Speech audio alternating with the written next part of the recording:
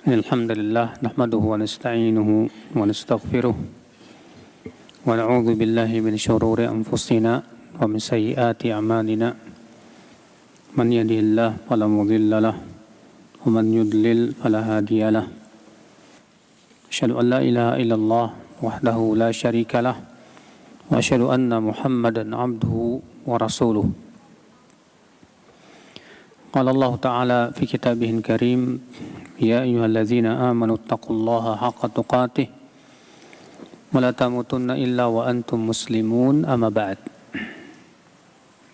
Ayuhal ikhwah, kita melanjutkan kembali pelajaran tafsirnya yang terputus. Kita masuk ke ayat 212. Allah Ta'ala berfirman, a'udzu billahi minasyaitonir rajim, dalam surat Al-Baqarah ya. Zuyyina lilladzina kafarul hayatud dunya wa yaskharuna minal ladzina amanu walladzina taqaw fawqahum yawmal qiyamah wallahu yarzuqu man yasha'u bighairi hisab.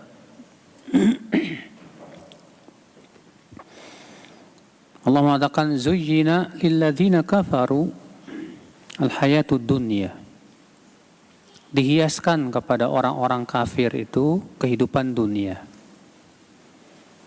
Ya, karena orang-orang kafir ya tertipu oleh kehidupan apa? Dunia.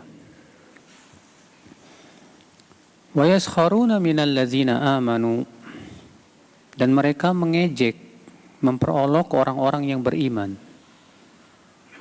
Ya, mereka menganggap orang beriman itu menurut pandangan mata mereka yang tertipu dengan kehidupan dunia, ya orang beriman itu bagi mereka itu aneh, kuno, ya, atau dengan sebutan-sebutan yang lainnya.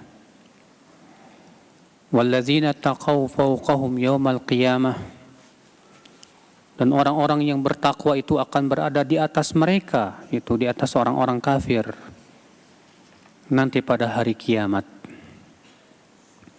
Wallahu yarzuqu man yasha bighairi hisab, dan Allah memberikan rezeki kepada siapa yang Allah kehendaki dengan tanpa perhitungan, tanpa hisab. Dari ayat ini kata Syekh Utsaimin, kita ambil faidah yang pertama min fawaidil ayah, inkhida'ul kafirin bil hayatid dunya. Orang-orang kafir tertipu dengan kehidupan dunia, Pak.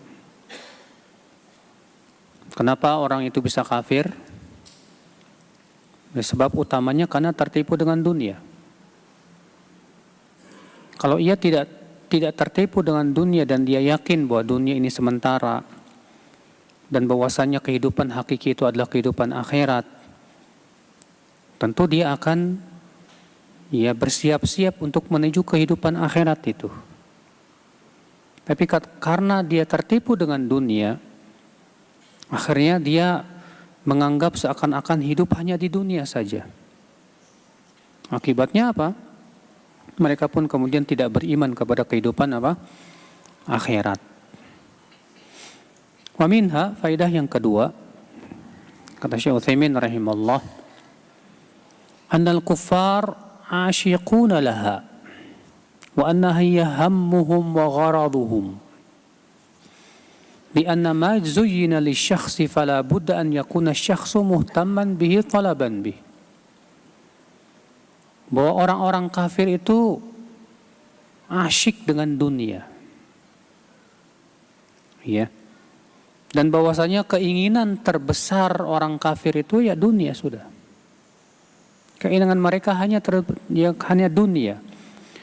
Tujuan mereka hanya dunia. Kenapa? Karena Allah mengatakan dalam ayat itu, zuyyina, dihiaskan kepada mereka. Ya. Kalau sudah dihiaskan di hati mereka dunia, apa yang terjadi? Pasti keinginan dia dunia, yang dia cari hanya dunia. Maka dari itu ya akhal Islam, Sifat seperti ini tidak layak untuk dimiliki oleh seorang yang beriman kepada Allah dan kehidupan akhirat. Orang-orang kafir, ya, kalau kita lihat cinta dan bencinya karena dunia, Pak. Loyalitas dan permusuhannya karena dunia semuanya. Sedihnya mereka karena dunia, Pak. Semua karena dunia. Bahkan berteman pun karena dunia. Sama sekali bukan karena Allah Azza wa Jal. Makanya kenapa? Karena mereka lebih asyik dengan dunia.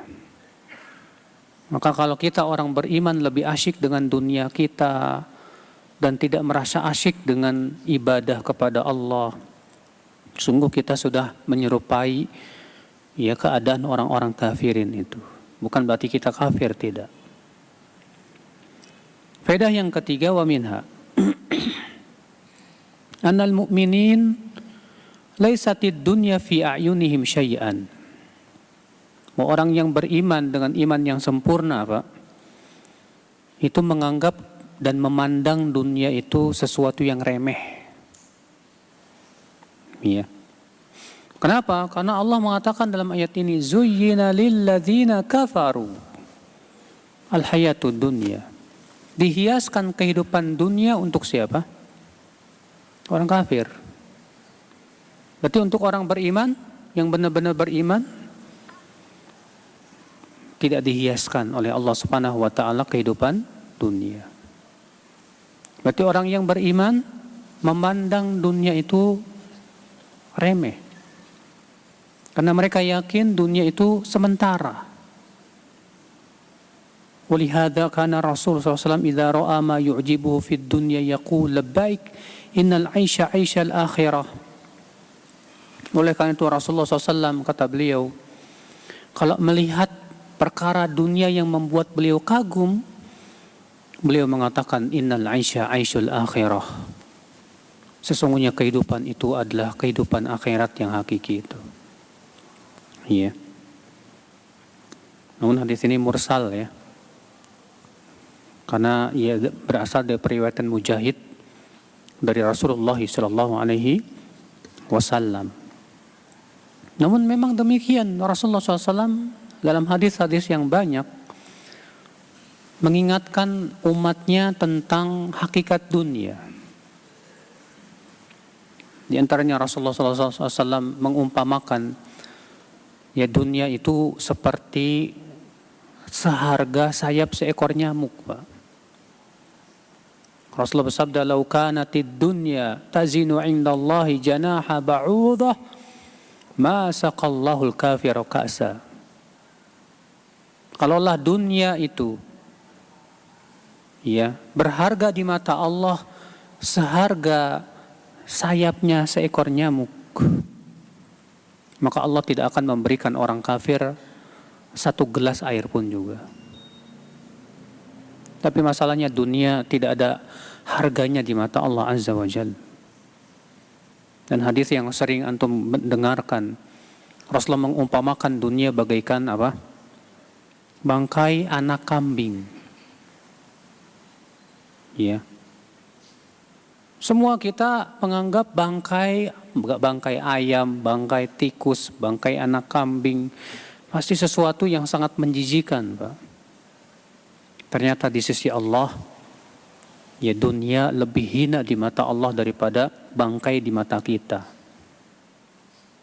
Pernah Abu Dzar radhiyallahu an makan. Apa kata Rasulullah, ya Abu Dzar, akalt? Kamu sudah makan? Sudah ya Rasulullah. Idza ma ila madza yasir? Makanan yang kamu makan itu jadi apa? Kata Abu Dzar, ila ma qad arafta ya Rasulullah. Kepada sesuatu yang sudah engkau ketahui, yaitu kotoran. Kata Rasulullah, inna ma kharaja min batni ahadikum qad daraba lid-dunya mathala. Sesungguhnya kotoran yang keluar dari perut seseorang dari kalian itu, itulah perumpamaan dunia. Masya Allah, perumpamaan dunia itu kayak kotoran, Pak, tinja yang keluar dari mulut dari perut kita. Siapa sih di antara kita yang merasa nikmat duduk dekat kotoran orang, Pak? Masya Allah, subhanallah ya akhal Islam. Makanya tidak ada dalam Al-Quran dan hadis Allah dan Rasulnya memuji dunia, nggak ada. Iya. Selalu dalam Al-Quran dan hadis adanya celaan terhadap dunia. Diwaspadai kita jangan sampai tertipu dengan dunia. Allah mengatakan wa mal hayatud dunya illa mata'ul ghurur. Dan tidaklah kehidupan dunia itu kecuali apa? Kesenangan yang menipu, saudaraku. Iya. Tapi bukan berarti kita meninggalkan dunia, bukan. Kita cari duit, kita cari nafkah, kita berbisnis. Boleh, nggak masalah, silahkan. Tapi orang yang beriman tuh beda. Dia cari duit niatnya untuk akhirat. Orang yang beriman tuh beda. Dia cari duit niatnya supaya menambah pahala. Biar bisa sedekah. Ya, menafkahi yang wajib dulu anak dan istri. Kalau ada kelebihan saya bisa sedekah di jalan Allah Subhanahu wa taala. Sehingga berkah, Pak. Ya, bisnisnya itu berkah. Beda dengan orang kafir. Orang kafir memang cari duitnya memang untuk dunia. Untuk bersenang-senang dalam kehidupan dunia. Kalau orang beriman tidak. Makanya Rasulullah SAW sabda apa? Ya, khairul mal lirrajulis salih. Sebaik-baik harta itu jika dimiliki oleh orang yang saleh. Kalau harta itu dimiliki orang yang saleh, Masya Allah, itu menjadi sebaik-baiknya harta sudah. Tapi kalau harta dimiliki orang-orang yang durhaka kepada Allah, Allah ya akhi, harta itu digunakan untuk menghalang-halangi manusia dari jalan Allah. Jadi sebagaimana Rasul bersabda, innamad dunya li arba'ati nafar. Dunia itu kata Rasulullah untuk 4 orang. Dunia untuk berapa? Untuk 4 orang. Hadis ini dari Imam Ahmad dalam musnadnya. Yang pertama, li rajulin ruziqa ilman wa malan.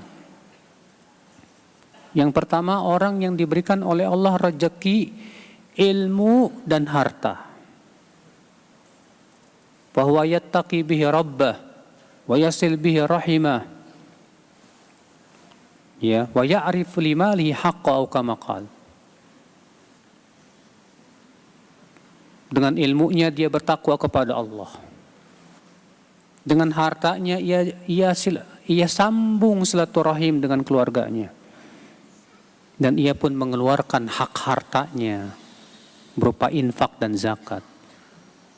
Kata Rasulullah apa? Fahuwa bi afdalil manazil. Maka orang ini adalah orang yang paling tinggi derajatnya. Yang kedua kata Rasulullah SAW siapa? Rajulin ruziqa ilman walam yurzaq malan. Orang yang diberikan oleh Allah rezeki harta. Orang yang diberikan oleh Allah rezeki ilmu, tapi tidak diberikan rezeki harta. Berilmu dia, tapi miskin. Wa huwa shadiqun niyyah, tapi kata Rasulullah SAW dia niatnya benar. Dia berkata, lau kana limal misla fulan. Kalaulah aku punya harta kayak si fulan, maka aku akan berinfak kayak si fulan itu. Fahuwa biniyatihi, ya, maka dengan niatnya tersebut, dia dengan orang yang pertama tadi, orang kaya tersebut, sama. Masya Allah. Yang ketiga, ini yang paling buruk nih. Rajulin ruziqa malan walam yurzaq ilman. Orang yang diberikan rezeki harta tapi tidak diberikan rezeki ilmu agama. Fahuwa yatakhabbatu bih. Maka ia pun menghambur-hamburkan hartanya. Wala yattaqi bihi rabbah, dia pun tidak bertakwa kepada Allah. Bahkan dia memutuskan silaturahimnya. Kata Rasulullah apa? Fahuwa bi akhbathil manazil. Maka ini orang yang paling buruk kedudukannya di mata Allah. Yang keempat, siapa dia? Rajulin lam yurzaq ilman wala malan. Orang yang tidak diberikan rezeki ilmu, tidak juga harta. Sudah miskin, kere, gak sholat lagi, Pak. Gak punya ilmu dan tidak mau menuntut ilmu Allah subhanahu wa ta'ala. Tidak mau beramal soleh lagi, Pak. Waduh, ngeri benar. Tapi Rasulullah mengatakan, yang paling buruk tetap yang ketiga. Bukan yang keempat. Kenapa? Karena yang keempat gak punya apa-apa. Miskin dia. Kata Rasulullah SAW apa? Yang keempat ini tidak dikasih harta, tidak dikasih ilmu. Sudah gitu niatnya jelek lagi. Dia berkata, kalau aku punya harta kayak si fulan yang berbuat maksiat itu, aku ingin berbuat maksiat kayak dia. Subhanallah, saudaraku sekalian, azani Allah wa iyyakum. Maka dari itu ya akhi, jadilah kita yang pertama atau yang kedua. Ya. Faedah yang ketiga, akhi, yang bisa kita petik dari ayat ini, kata Syekh. Keberapa? Oh, keempat, ya. Min fawaidil ayah haqaratud dunya liwasfiha bid dunya wa hiya minad dunuwi zamanan. Ya, rutbatan wa zamanan. Ayat ini menunjukkan bahwa betapa dunia itu rendah, hina. Namanya juga dunia. Antum tahu tidak, dunia itu artinya apa? Rendah. Dunia itu kan bahasa Arab. Ya, dalam bahasa Arab ad-dunya itu artinya apa? Rendah. Maka memang akhirat itu rendah, dunia itu rendah, saudaraku. Sedangkan akhirat itu mulia dan tinggi. Maka dari itulah ya akhi, orang yang sadar bahwa dunia itu rendah, hina, dia gak bakalan, Pak. Gak bakalan dia mau mengganti akhiratnya demi untuk dunia. Masa mau dia ganti akhirat yang sangat mahal, yang di situ ada surga yang Masya Allah luar biasa, hanya untuk mendapatkan sedikit dunia? Bodoh sekali orang ini. Orang yang berakal menilai dunia sebentar, dunia hina, dunia tidak punya nilai di mata Allah Azza wa Jal, sementara akhirat segala-galanya. Makanya aneh kan? Kalau ada orang sholat niatnya yang paling utama untuk dapat dunia. Kamu sholat apa mas? Sholat duha. Niat kamu apa mas? Ya berharap mudah-mudahan diluaskan rezeki saya di dunia ini. Kita katakan ya akhi, sholat itu lebih baik dari dunia dan seisinya. Sholat itu pahalanya yang paling pantas adalah surga. Kok kamu harapkan kehidupan dunia sih? Gak pantas kayaknya, gak imbang. Seharusnya ibadah yang kita lakukan itu niat yang paling utama kita hanya mengharapkan apa? Akhirat. Itu yang paling tinggi di mata Allah Azza wa Jal. Nah, saudaraku sekalian, maka dari itulah ya akhi, ya, ini dia dunia. Sadarilah hakikat hakikat dunia ini. Maka seorang mukmin sadar bahwa ia hidup di dunia sementara. Maka dari itulah dia harus pahami bahwa dunia ini kesenangannya akan dihisab, dan ya yang halalnya akan dihisab dan yang haramnya akan diadab. Faedah selanjutnya, faedah yang kelima, in fawaidil ayah, kata Syekh Utsaimin rahimahullah, alla narkan ila hadhihi dunya wa natma'innu ilaiha bal naj'alu himmatana munsarifatun ila daril akhirah, yaitu supaya kita jangan condong kepada dunia dan jangan merasa tenang dengan dunia, dan jangan sampai keinginan kita hanya untuk dunia. Alla naj'al himmatana munsarifatan ila daril ya, bal naj'alu himmatana munsarifa ila daril akhirah. Tapi kita jadikan, saudaraku, keinginan kita adalah kehidupan akhirat saja. Wa hadza la yunafi an natamatta' wa nan'am bima ahallallahu lana ma'al istiqamah fi dinina.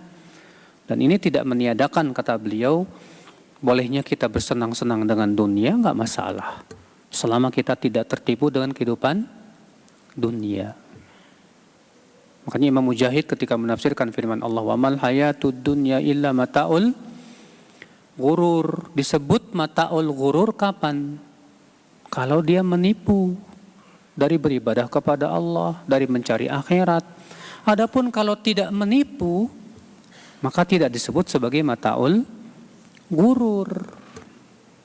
Ya. Makanya ya akhi, jangan pernah kita merasa tenang dengan dunia. Orang beriman, orang yang tahu tentang hakikat dunia, nggak bakalan tenang dengan dunia, Pak. Dia punya ya mobil, dia punya rumah, dia nggak tenang. Kenapa? Karena dia tahu nih bakalan dihisab oleh Allah Subhanahu wa taala. Makanya ya akhi, Allah mencela ya orang-orang yang hatinya condong kepada dunia dan hatinya merasa lebih tenang dengan dunia. Harusnya kan kita kan tenangnya dengan zikir, ya kan? Hati kita baru tenang ketika kita sholat, ya kan? Allah mengatakan, ala bidzikrillahi tatma'innul qulub. Ketahuilah dengan zikir kepada Allah hati menjadi tenang, tentram. Rasulullah bersabda kepada Bilal, ya Bilal, arihna bis salah. Ya, arihna bis salah. Wahai Bilal, jadikan kita istirahat, ya, buat kita tenang dan tentram dengan sholat. Masya Allah. Nah, kita aneh, pas zikir malah nggak tenang hati kita, pas sholat hati kita malah nggak tenang, Mbak. Tapi kalau nginget dunia baru tenang, aneh.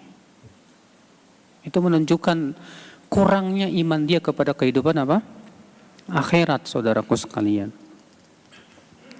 Faedah yang keenam, aminha annal kuffar la yazaluna yusallituna anfusahum 'alal mu'minin liqaulihi ta'ala wa yaskharuna bil fi'lil mudhari'. Bahwasanya orang-orang kafir akan terus-menerus berusaha untuk apa? Ya,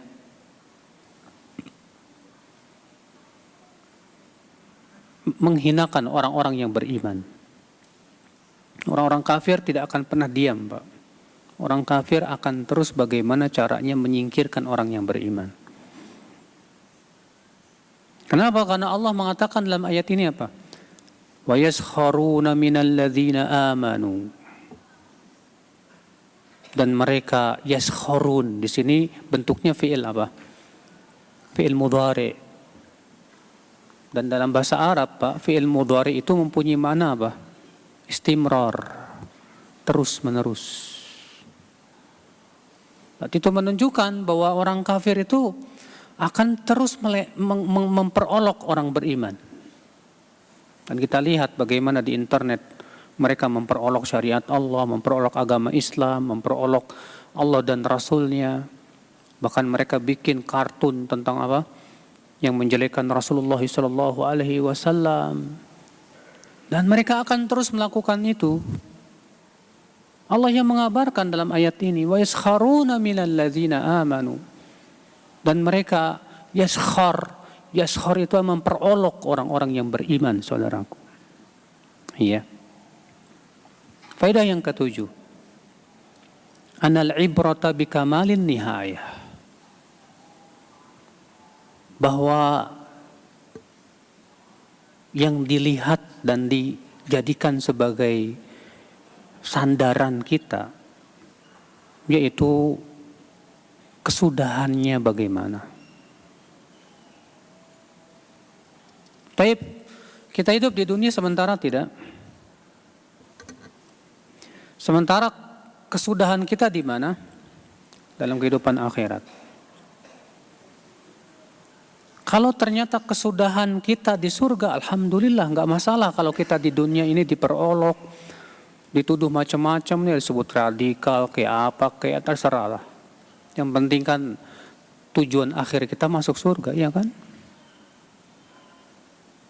Daripada kita hidup di dunia senang-senang, Masya Allah, tenang, ya, banyak duit dan yang lainnya, tapi tidak beriman kepada Allah, tapi ternyata kesudahan akhirnya di neraka.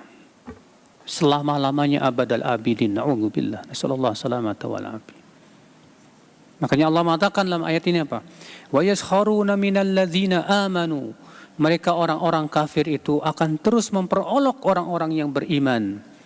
Lalu Allah mengatakan apa? Walladzina taqaw fawqahum yaumal qiyamah. Dan orang-orang yang bertakwa itu, yang diledek dan diperolok oleh orang kafir itu, nanti di hari kiamat lebih tinggi, jauh di atas orang kafir. Karena orang kafir yang berada dalam neraka jahanam. Masya Allah. Makanya saudaraku sekalian, orang yang sadar bahwasanya kesudahan hidup akhir kita di akhirat, gak peduli dengan komentar orang, Pak. Orang mau ngomong apa terserah lah. Yang penting Allah ridho sama saya udah cukup dah. Tapi kalau kita kerjaannya dengerin apa kata orang, susah loh, Pak. Gak bakalan bisa istiqomah kita. Kenapa? Karena Allah sudah mengabarkan bahwa orang-orang yang tidak beriman itu selama-lamanya akan memperolok orang yang beriman. Terus akan mereka lakukan itu. Antum pelihara jenggot, katanya itu ciri teroris. Orang yang berharap akhirat cuek, bodoh amat. Ente mau tuduh saya teroris kayak radikal kayak apa kayak orang Rasulullah yang menganjurkan kok berjenggot. Kenapa ente? Apa urusannya ente? Apa ente rugi gara-gara anak berjenggot? Ya, anak nggak merugikan ente kok. Tapi masalahnya ya begitu, Allah sudah mengabarkan bahwa mereka akan terus memperolok. Cuekin, Pak. Waminha faidah yang ke-8. Tathbitul mu'minin wa tarsikhu aqdamihim fi imanihim. Ayat ini ingin mengokohkan dan menegarkan kaum mukminin dan agar mereka tegar dalam keimanan mereka. Iya. Karena Allah mengatakan wa yaskharuna minal ladzina amanu, dan orang-orang kafir itu akan terus-menerus memperolok orang yang beriman. Lalu kemudian Allah berfirman walladzina taqaw fawqahum yaumal qiyamah. Adapun orang-orang yang beriman nanti pada hari kiamat di atas mereka. Seakan Allah mengatakan sabarlah hai kamu orang beriman dengan keadaan kamu yang terus-menerus diperolok, dihina, ya, dikucilkan. Sabar kamu. Nanti di hari kiamat kamu akan lihat bagaimana kenyataan yang ada. Kebalikan di hari kiamat saudaraku sekalian. Ya. Kata Syekh Utsaimin, yakni isbiru fa inna hadza da'bahum wa sya'nahum an yaskharu minkum. Sabarlah kalian, karena memang itu Allah sudah kabarkan bahwa kebiasaan mereka memperolok kalian. Fama dumtum ta'rifuna anna hadhihi 'adatul kuffar fa innal insana yasbir. Jika kalian tahu bahwa itu memang kebiasaan orang-orang yang tidak beriman, maka biasanya ini bisa membuat kita sabar. ya dalam memegang agama ini, Pak. Faedah selanjutnya yang ke-9. Al-busyra lil mu'minin.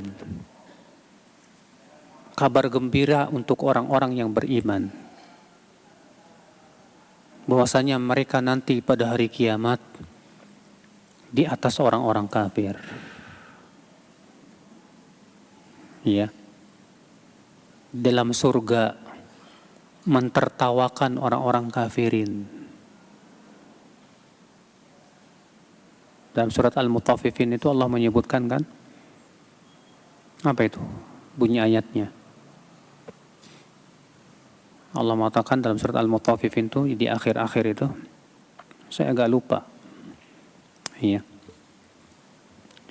Faedah selanjutnya yang ke-10. Itsbatu af'alillahi ta'ala al-muta'alliqa bimasyiatih. Penetapan bahwa perbuatan-perbuatan Allah berhubungan dengan kehendaknya. Penetapan bahwasanya perbuatan-perbuatan Allah berhubungan dengan kehendaknya. Kenapa? Karena Allah mengatakan dalam ayat itu tadi, wallahu yarzuqu man yasha'. Dan Allah memberikan rezeki kepada siapa yang Allah apa? Kehendaki. Dan kehendak Allah ada 2 macam, sebagaimana sudah kita pernah pelajari. Yang pertama kehendak apa? Kauniyah, qadariyah. Yang kedua apa? Kehendak syar'iyah, diniyah. Apa bedanya antara 2 kehendak tersebut? Kalau kauniyah qadariyah, ini kehendak yang tidak berhubungan dengan cinta dan ridhonya Allah. Itu murni kehendak yang tidak lepas dari hikmah-hikmahnya yang agung.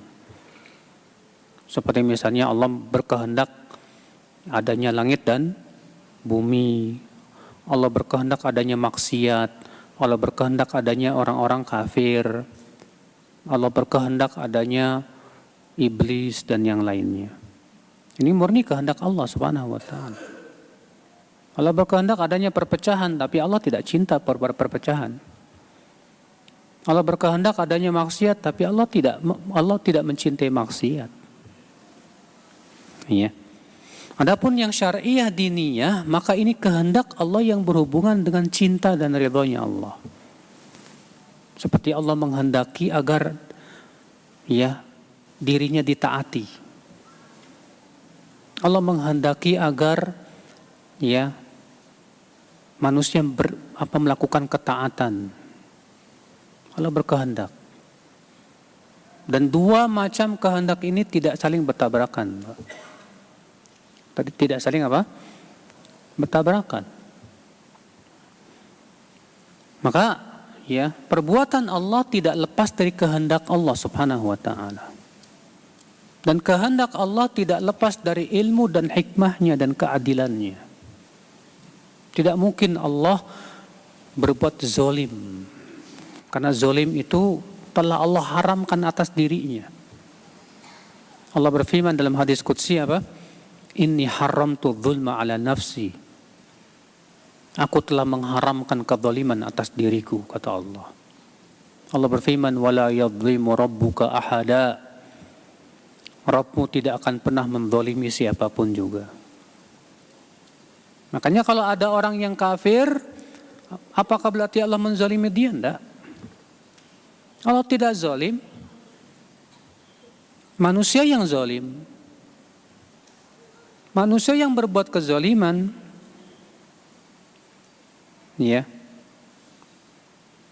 Kenapa dia sampai zalim? Padahal kan Allah sudah memberikan kepada mereka apa? Al-Quran, hadis, kitab suci. Allah sudah melarang kezaliman, Allah sudah memerintahkan keadilan. Lalu ada orang-orang yang berbuat zalim, maka yang zalim itu manusia, bukan Allah Azza wa Jalla. Faedah selanjutnya, wa minha itsbatul masyiati lillah. Penetapan adanya kehendak bagi Allah. Wa kullu ma fil kauni waqi'un bi masyiatillah. Dan semua yang ada di alam ini, Pak, terjadi dengan kehendak Allah Azza wa Jalla. Sesuatu yang Allah kehendaki ada, pasti ada. Dan sesuatu yang Allah tidak kehendaki ada, tidak mungkin ada. Ini keyakinan Ahlussunnah wal Jamaah. Beda dengan orang Qadariyah, Pak. Orang Qadariyah itu menolak takdir. Orang Qadariyah di antara kesesatan mereka yang nyata, Pak. Sesuatu yang Allah kehendaki ada, belum tentu ada. Dan sesuatu yang Allah tidak kehendaki ada, bisa jadi ada. Bayangkan sesatnya mereka. Makanya pernah saya sebutkan tentang kisah pentolan orang Qadariyah yang bernama Amr bin Ubaid, yang didatangi oleh orang Arab Baduy. Di mana orang Arab Baduy ini salah satu untanya dicuri orang, hilang. Lalu dia datang kepada Amr bin Ubaid dan berkata, "Hai Amr, tolong doakan agar unta saya bisa kembali lagi." Apa kata si Amr dengan keyakinan yang sesat itu? "Ya Allah, sesungguhnya unta orang ini dicuri dan engkau tidak berkehendak untuk dicuri. Maka kembalikan kepada dia untanya, ya Allah." Apa kata si orang Arab Baduy ini? "La hajatili ya ila du'aik." Saya enggak butuh doa kamu. Kata Amr, "Walima, kenapa?" Kata si orang Arab Baduy ini apa? "Kalau Allah tidak berkehendak unta saya dicuri, ternyata kecurian.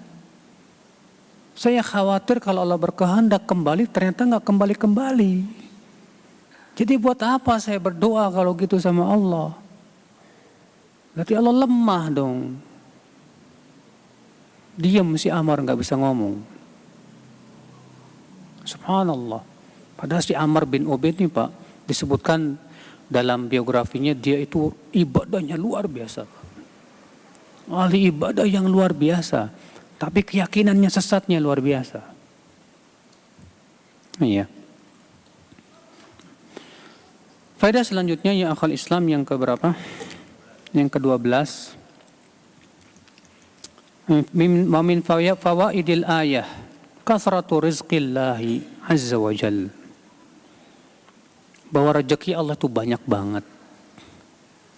Karena Allah berfirman, "Wallahu yarzuqu man yasha'u bighairi hisab." Dan Allah memberikan rezeki kepada siapa yang Allah kehendaki tanpa perhitungan. Saking banyaknya rezeki Allah, Allah ngasih rezeki tanpa hitung-hitung. Kenapa Allah menutup ayat ini dengan mengatakan Allah memberikan rezeki kepada siapa yang Allah kehendaki dengan tanpa perhitungan? Hubungannya dengan isi ayat bahwa orang-orang kafir dihiaskan kepadanya kehidupan dunia, seakan ada isyarat bahwa orang kafir memang diberikan kesenangannya cuma di mana? Di dunia, Pak. Adapun orang beriman kesenangannya di mana? Di akhirat. Makanya pernah suatu ketika Umar bin Khattab masuk ke kamar Rasulullah. Dilihatnya oleh Umar, Rasulullah tidur di atas kasur yang terbuat dari sabut kurma yang berbekas di punggungnya. Di kamar Rasulullah nggak ada apa-apa. Ya cuma ada setengah karung gandum buat makan beliau sebulan. Umar menangis dan berkata, "Wahai Rasulullah, tidakkah engkau melihat Persia dan Romawi itu? Bagaimana Allah bukakan ke pintu-pintu kesenangan dunia kepada mereka, ya Rasulullah? Bukankah kita di atas kebenaran, hai Rasulullah? Kenapa engkau tidak berdoa ya agar kita dibukakan pintu-pintu kesenangan juga?" Apa kata Rasulullah? "Atasyukku bihadzal amr ya Ibn al-Khattab?" Apakah kamu meragukan agama ini, wahai Ibn al-Khattab? Ulaika qaumun ujilat lahum mata'um fil hayatid dunya Mereka suatu kaum yang dipercepat kesenangannya di mana? Di dunia. Kemudian Rasulullah mengabarkan bahwa demi Allah akan datang nanti suatu zaman di mana umat Islam benar-benar apa? Ya, diberikan keluasan rezeki luar biasa. Sampai-sampai untuk nyari orang miskin susah dapatnya, Pak. Itu terjadi di zaman Umar bin Abdul Aziz. Di zaman Umar bin Abdul Aziz itu ya kok nggak ada yang miskin, Pak. Sampai-sampai orang mau nyari fakir miskin susah. Dan akan terjadi nanti di zaman Nabi Isa alaihissalatu wassalam. Iya. Maka Allah pemberi rezeki, karena Allah yang memberikan rezeki tanpa hisab, perhitungan. Seharusnya kita juga jangan merasa khawatir dengan rezeki kita. Nggak perlu kita khawatir. Kalau ada orang yang mengkhawatirkan itu gimana, rezeki anak-anak saya gimana, gimana nanti masa depan saya gimana. Ya akhi, yang ngasih rezeki Allah bukan ente. Allah mengatakan, Rasulullah bersabda apa? Lan tamuta nafsun hatta yastawfiya rizqah. Lan tamuta nafsun hatta yastawfiya rizqaha. Jiwa tidak akan meninggal hatta tastawfiya rizqaha, sampai sempurna rezekinya. Artinya selama masih hidup rezeki akan terus apa? Datang. Dan sifat rezeki itu nyari, Pak. Bukan, ya. Kita hanya berusaha, tapi rezeki sudah Allah tentukan, Allah turunkan. Ya. Kalau memang Allah masih tentukan kita hidup, nggak bakal kemana-mana, rezeki pasti datang. Tapi kalau Allah sudah tentukan meninggal, ya udah habis rezekinya berarti. Maka dari itulah ya akhi, tenang. Hidup kita nggak usah perlu pusing, ya, dengan gimana nanti masa depan saya, anak-anak saya, dan yang lainnya. Ini ucapan orang yang kurang beriman bahwasanya Allah yang masih apa? Rezeki. Ya, demikian. Baik, kita masuk ke ayat selanjutnya, ayat 213. Isya jam berapa?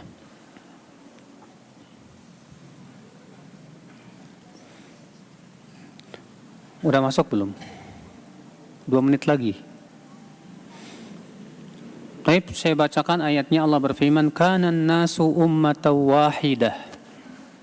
Fab'atsallahu an-nabiyyina mubashshirina wa mundzirin. Wa anzala ma'ahumul kitaba bil haqqi liyahkuma bainan nasi fima ikhtalafu fihi. Wa ma ikhtalafa fihi illa alladhina utuhu min ba'di ma ja'atuhumul bayyinatu baghyan bainahum. Fahadallahu alladhina amanu lima ikhtalafu fihi minal haqqi bi'idhnih. Wallahu yahdi man yasha'u ila siratim mustaqim." Adalah manusia tadinya di atas satu umat, satu akidah, satu agama, satu keyakinan. Lalu Allah pun mengutus para nabi ketika setelah muncul kesyirikan, yaitu di zaman siapa? Nabi Nuh alaihissalatu wassalam. Para nabi itu tugasnya apa? Memberikan kabar gembira dan memberikan peringatan. Dan Allah pun menurunkan bersama mereka Alkitab, kitab suci, bil haq, dengan membawa kebenaran. Liyahkuma bainan nas, untuk menghukumi manusia, fi makhtalafu fi, dalam perkara yang diperselisihkan oleh mereka. Wa makhtalafa fihi illa alladhina utuhu min ba'di ma ja'athumul bayyinatu baghyan bainahum. Dan tidaklah berselisih tentang kitab suci tersebut kecuali orang-orang yang sudah diberikan kepada mereka apa? Kitab suci, setelah datang kepada mereka keterangan akibat perbuatan zolim di antara mereka itu. Maka Allah pun memberikan hidayah kepada orang-orang yang beriman dalam perkara yang diperselisihkan tersebut, hidayah kepada kebenaran dengan izin Allah Subhanahu wa taala. Dan Allah memberikan hidayah kepada siapa yang Allah kehendaki kepada jalan yang lurus. Ini ayat agung banget, Pak. Insya Allah kita akan bahas pada pertemuan yang akan datang, ya, dan fikih-fikih dan faedah-faedah yang bisa kita petik dari ayat ini. Baik, saya kira cukup sampai di sini. Wabillahi taufik, subhanakallah bihamdik, syahadu an la ilaha illa anta astaghfiruka wa atubu ilaik. Assalamualaikum warahmatullahi wabarakatuh.